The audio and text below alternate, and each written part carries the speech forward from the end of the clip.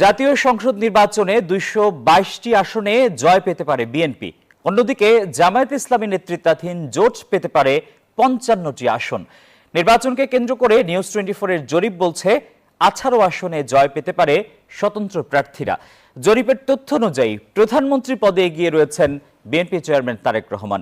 ৩০,০০০ মানুষের সরাসরি মতামতে উঠে এসেছে এসব তথ্য। ২৯৯টি সংসদীয় আসন থেকে পাওয়া তথ্যপাত্র বিশ্লেষণ করে বিস্তারিত জানাচ্ছেন আল মোহাইমিনুল খান।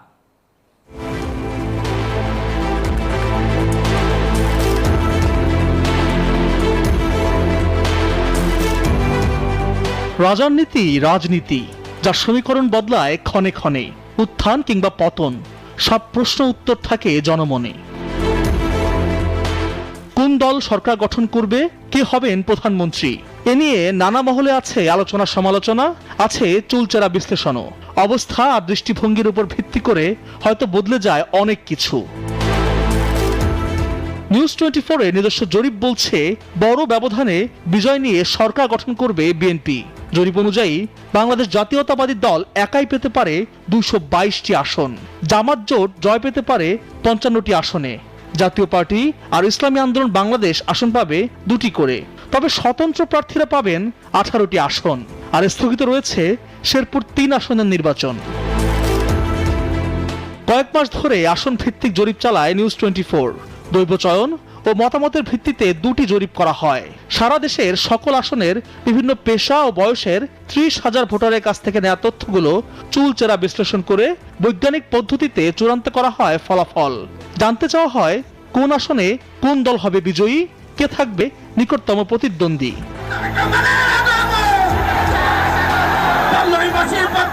জরিপ অনুযায়ী একক সংখ্যাগরিষ্ঠতার পথে ধাবমান ধানের শীষ। জোটগতভাবে আরো ৫টি আসন যোগ হলে তাদের শক্তি দাঁড়ায় ২২৭, যা সরকার গঠনের জন্য প্রয়োজনীয় নিরঙ্কুশ সংখ্যাগরিষ্ঠতার চেয়েও অনেক বেশি। ফলে ৬৪টি আসনে হতে যাওয়া হাড্ডাহাড্ডি লড়াই নিয়ে শঙ্কার কারণ নেই দলটির। তথ্য অনুযায়ী রাজনীতির মাঠে নিজেদের শক্ত অবস্থানের জানান দিচ্ছে বাংলাদেশ জামায়াত ইসলামী। একাই ৪৮টি আসনে বিজয়ের সম্ভাবনা নিয়ে দাঁড়িপাল্লা রয়েছে দ্বিতীয় অবস্থানে। জরিপ বলছে এনসিপির ৪টি সহ অন্যান্য অংশীজনদের মিলিয়ে মোট ৫৫টি আসন পেতে যাচ্ছে জামাত নেতৃত্বাধীন জোট।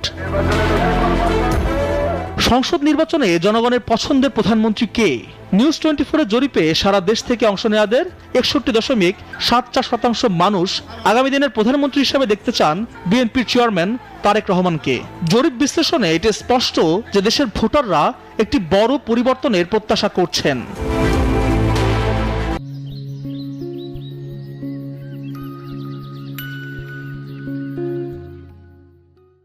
তার নিকটতম প্রতিদ্বন্দ্বী হিসাবে জামায়াত ইসলামের আমির ডাক্তার শফিকুর রহমান পেয়েছেন ২৯.৩৪% ভোট। অন্যদিকে বৈষম্য বিরোধী ছাত্র আন্দোলনের অন্যতম নেতা এবং জাতীয় নাগরিক পার্টি এনসিপির আহ্বায়ক নাহিদ ইসলাম পেয়েছেন ২.৩৩% ভোট। নতুন মুখের পক্ষে রায় দিয়েছেন ৬.৫৯% মানুষ। এই পরিসংখ্যানে স্পষ্ট যে জনমত এই মুহূর্তে তারেক রহমানের জনপ্রিয়তা এককভাবে শীর্ষে। বিশ্লেষকরা বলছেন এই পূর্বাভাস বর্তমান রাজনৈতিক প্রেক্ষাপটে অত্যন্ত তাৎপর্যপূর্ণ। তবে ৬৪টি আসনে নেক টু ফাইট ইঙ্গিত দিচ্ছে যে ভোটের মাঠে শেষ মুহূর্তে প্রচারণা ও রাজনৈতিক কৌশলী হবে চূড়ান্ত জয়ের চাবিকাঠি। Desk report, news 24।